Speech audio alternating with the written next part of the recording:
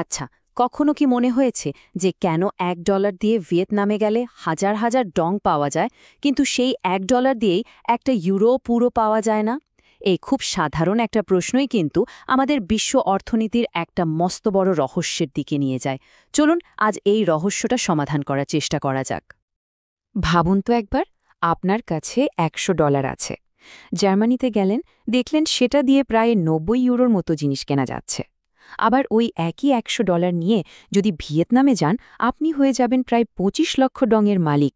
মানে টাকাটা কিন্তু একই, কিন্তু জায়গা বদলের সাথে সাথে তার কেনার ক্ষমতাও কেমন আকাশ-পাতাল বদলে যাচ্ছে। তো আসল কারণটা কি? কেন এক দেশের টাকার সাথে আরেক দেশের টাকার মানের এত তফাৎ? আর কেনই বা এই মানটা স্থির থাকে না, প্রতিদিন ওঠানামা করে?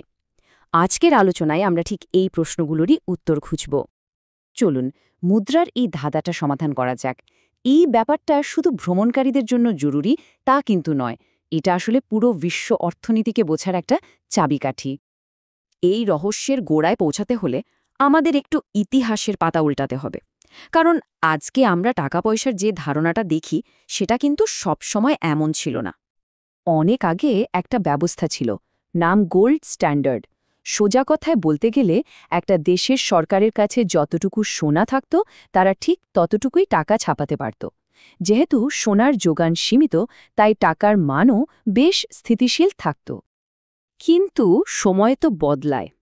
20 শতকের শুরুর দিকে এই গোল্ড স্ট্যান্ডার্ড খুব জনপ্রিয় হলেও 1970-এর দশকে এসে প্রায় সব দেশ এই ব্যবস্থা থেকে বেরিয়ে আসে। আর এখন আমরা যে যুগে বাস করি তাকে বলা হয় ফিয়াট মানির যুগ। এখন প্রশ্ন হল, ফিয়াট মানি জিনিসটা কি? এটা হলো এমন এক ধরনের টাকা যার পেছনে কোনো সোনা বা রূপো বাধা নেই। এর মূল্যটা টিকে আছে শুধুমাত্র সরকারের ওপর আমাদের আস্থা আর দেশের অর্থনৈতিক শক্তির ওপর ভর করে। মানে পুরো ব্যাপারটাই আসলে বিশ্বাসের উপর দাঁড়িয়ে। আর যেহেতু এর পেছনে কোনো বাস্তব ভিত্তি নেই, ফিয়াট মুদ্রার মান ঠিক হয় অর্থনীতির এক খুব সাধারণ নিয়ম দিয়ে, চাহিদা আর যোগান বা সাপ্লাই অ্যান্ড ডিমান্ড। যে মুদ্রার চাহিদা যত বেশি, তার দামও তত বেশি, আর যার চাহিদা কম, স্বাভাবিকভাবেই তার দামও কম। তাহলে প্রশ্ন আসে, কোন জিনিসগুলো এই চাহিদা আর যোগানকে নিয়ন্ত্রণ করে?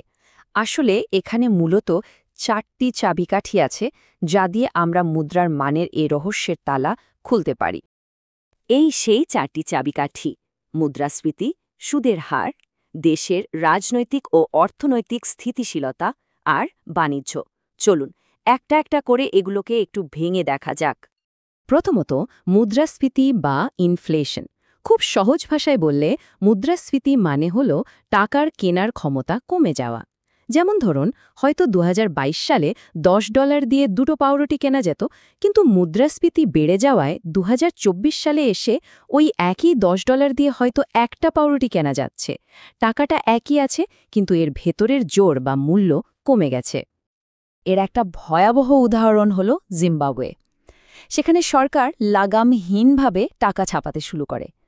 ফলে তাদের মুদ্রার মান এতটাই কমে যায় যে একটা মার্কিন ডলার কিনতে লাগত প্রায় 6 লক্ষ জিম্বাবুয়ান ডলার।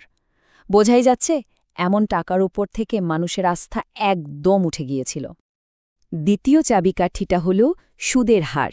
যখন কোনো দেশের কেন্দ্রীয় ব্যাংক সুদের হার বাড়িয়ে দেয়, তখন সেখানে টাকা রাখলে বা বিনিয়োগ করলে বেশি লাভ পাওয়া যায়।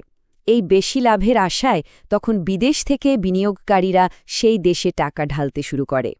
আর বিনিয়োগ করতে হলে তো সেই দেশের মুদ্রা কিনতেই হবে, তাই না? ফলাফল, ওই মুদ্রার চাহিদা বেড়ে যায়, আর তার সাথে পাল্লা দিয়ে মানও বাড়তে থাকে।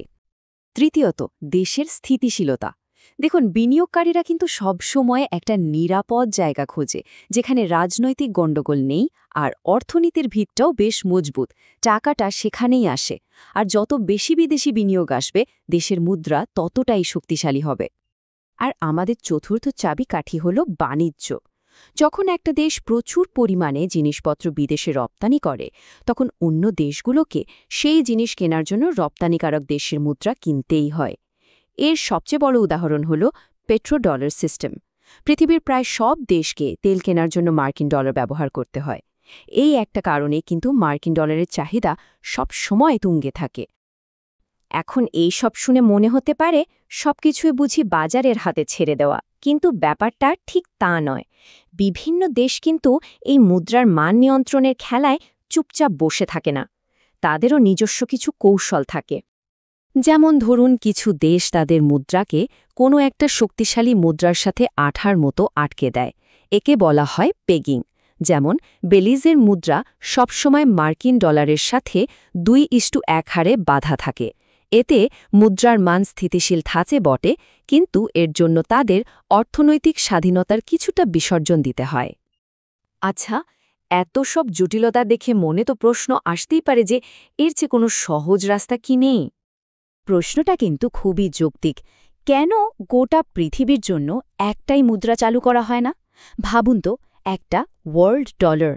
তাহলে তো আর এই বিনিময় হারের কোনো ঝক্কি থাকত না। সুবিধা তো অবশ্যই আছে।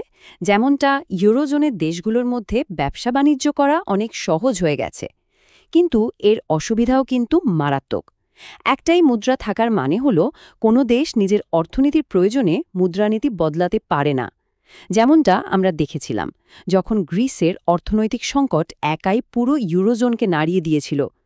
একবার ভাবুন তো, যদি একটা বিশ্ব মুদ্রা থাকত, তাহলে এক দেশের সংকট পুরো পৃথিবীর সংকট হয়ে দাঁড়াতে পারত।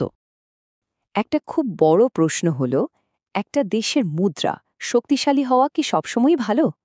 উত্তরটা হল না, সবসময় নয়। এটা আসলে একটা ভারসাম্যের খেলা।